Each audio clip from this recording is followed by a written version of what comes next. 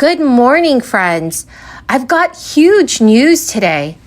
Congress has just allocated more money towards new stimulus relief programs. Millions of Americans will receive a boost to their monthly benefits this month. And lawmakers have announced 3 new deposit dates. Friends, please make sure you watch until the end of this video for the latest stimulus news. And to say thank you for watching every day, I'm giving away 4 $75 Walmart gift cards every week.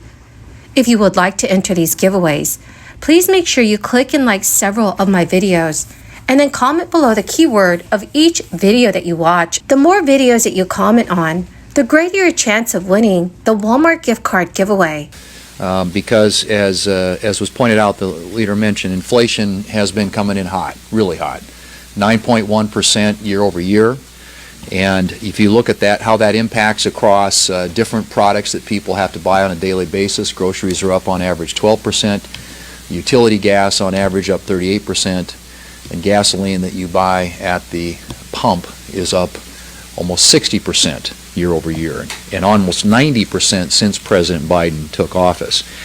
And so a lot of Americans are living paycheck to paycheck, and in many cases having to either put things on their credit card or dip into their savings if they have any, but it's put a tremendous economic strain on families in this country who continue to struggle with the impact of this extraordinary run-up in inflation.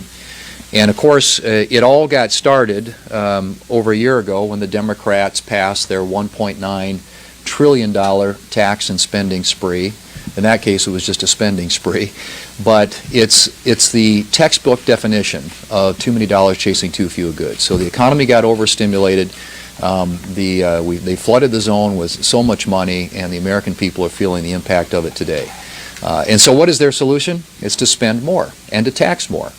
As the leader pointed out, the Democrat position on taxes seems to evolve from day to day, but the one thing we know is they want to raise taxes, they want to grow and expand government, and how much is only subject to how many ever Democrats they can get to vote for this, which right now, thankfully, is only 48. But I, for the American people, fear what could happen if the Democrats are able to get the last 2. The state of Oregon has just announced that Oregon residents who receive SNAP benefits will receive an extra payment on top of their usual allotment this month. The emergency benefits for the 433,000 Oregon households that receive SNAP benefits will be issued directly onto recipients' electronic benefit cards on September 13th, September 30th, or October 4th. Recipients do not need to do anything to receive the extra payments, which have been authorized by the federal government throughout this crisis. State officials told reporters this week, "We know that many rely on these additional emergency food benefits to get enough healthy food for themselves and their families. We also know that many Oregon residents are struggling to meet their basic needs. The enhanced benefits are expected to end when the federal government declares an end to the public health emergency. SNAP recipients who've had a change in income or number of household members should update the Department of Human Services because such changes could affect benefit amounts. The Texas Health and Human Services Commission will also provide more than $344 million in emergency SNAP food benefits. According to a press release, the allotments are expected to help more than 1.6 million Texas households. This additional emergency allotment should appear in recipients' accounts by September 30th. The additional emergency allotment should appear in recipients' account by September 30th. Deputy Executive Commissioner Wayne Salter announced this week, "We are proud to continue supporting Texas families and keeping their pantries stocked with healthy, nutritious foods." The state of Texas received federal approval from the U.S. Department of Agriculture to extend the maximum allowable amount of SNAP benefits to recipients based on family size, and all SNAP households will receive a minimum of $95 in emergency allotments. The emergency April allotments are in addition to the more than $7.9 billion in benefits previously provided to Texans since April 2020. Administered by the state, SNAP is a federal program that provides food assistance to eligible low-income families and individuals in Texas. Texans in need can apply for benefits, including SNAP and Medicaid, online. Friends, the keyword for this video is Seattle, Washington. If you would like to enter tomorrow's Walmart gift card giveaway, please click and like several of my videos. Then comment below this keyword, which is Seattle, Washington, and additional keywords of any video of mine that you watch. And friends, please make sure that you're also subscribed to my channel. There are millions of Americans that are still awaiting their tax refunds from the IRS. So if you're still waiting for a tax refund, there is a silver lining. It may be accruing interest and the rate has jumped 5% from 4%. Typically, the Internal Revenue Service has 45 days after filing the deadline to process the returns and send the refunds.